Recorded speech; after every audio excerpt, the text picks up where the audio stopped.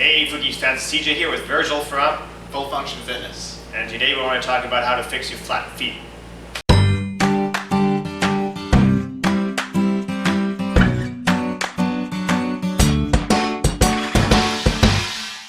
Now, how do we go about that? Well, the first thing I've noticed about everybody, all my clients with flat feet, is that I've never seen a client of mine with flat feet that has a fully functional core. And I'm talking about the deep core musculature, what's referred to as the inner unit. And that's composed of your transverse abdominis, your pelvic floor, the multifidus muscles of your back, and your diaphragm. Whenever I test this, especially with people with flat feet, they always have dysfunctional inner units. And so I like to address that first. That's one part of it. Yeah. Now, whenever anybody has a dysfunctional inner unit, typically a muscle group that's a part of your outer unit is going to be overactive. So just as you have an inner unit, you have an outer unit. And if your inner unit is weak, one of your outer unit components is going to be overactive to compensate for that. Mm-hmm. And this particular one I'm referring to is called your deep longitudinal system. And that runs all the way from the fascia of your foot into your peroneal muscles, your fibularis longus, travels up into the long head of your biceps femoris, your hamstring muscles, through the sacrum, into your erector spinae muscles that line your spine, and into the skull, to your occiput. And essentially what this muscular system does is it stabilizes your head on your spine as you're moving forward. Much like how a server has to stabilize a drink on the tray as they're stepping forward, every step that they take. Yep. So if that inner unit is weak, then this deep longitudinal system is going to have to be overactive to compensate for that. And what that leads to is typically tight hamstrings, very tight calves in the peroneal muscles there, which, like I said, insert into the fascia of your foot. And they pronate your foot. So if those peroneal muscles are... That's right. That's pronation.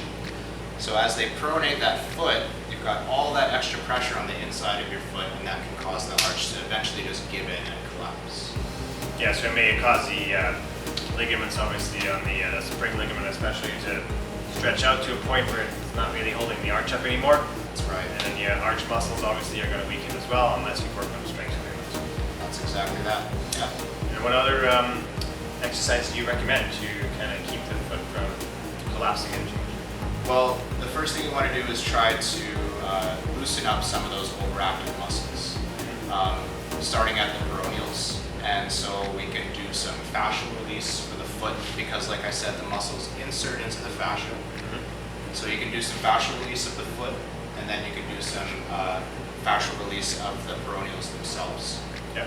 Some stretching of the areas, and that's going to help make those muscles a bit more supple and able to be reprogrammed in a better way.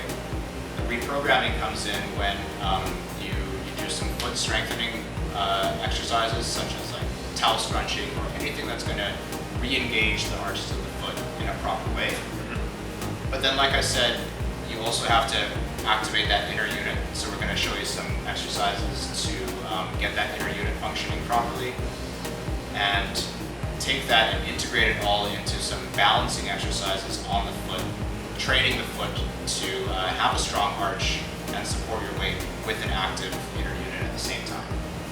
Fantastic. Now, if you have any other questions for Virgil after you've watched the video, post those questions below. Any comments, go there as well. And if you haven't subscribed to us yet on YouTube, do so right over that way.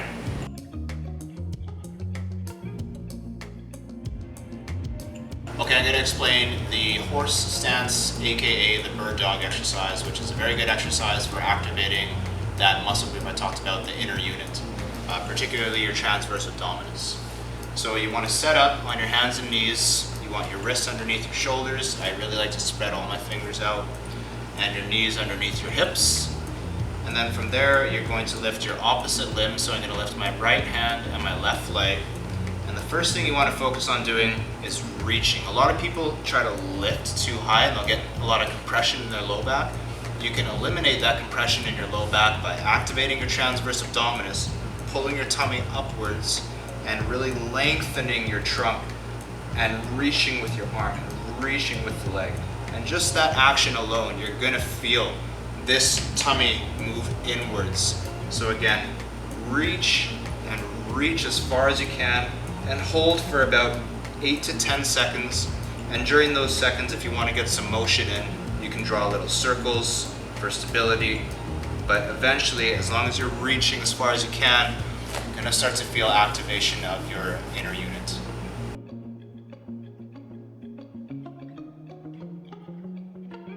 Okay guys, I'm going to explain the single leg hip flexion stance, which is a very good exercise for strengthening the arches in the feet and in a functional posture. The first thing I want to tell you is just to pay attention to the tripod of the foot, which is essentially your big toe knuckle, your small toe knuckle, and your heel. So you want to have equal amounts of pressure between those 3 points, and that allows you to actually engage the arch of the foot a lot better. And then you're just going to take your opposite foot off the ground, get about 90 degrees of hip flexion, make sure that inner unit is activated by pulling the tummy in and lengthening the spine, and then just hold this position. Because we're targeting postural muscles, we want a longer time under tension of about at least 60 seconds, ideally 90 seconds, and that targets postural tonicity of the muscles, training the muscles to be on for a long time.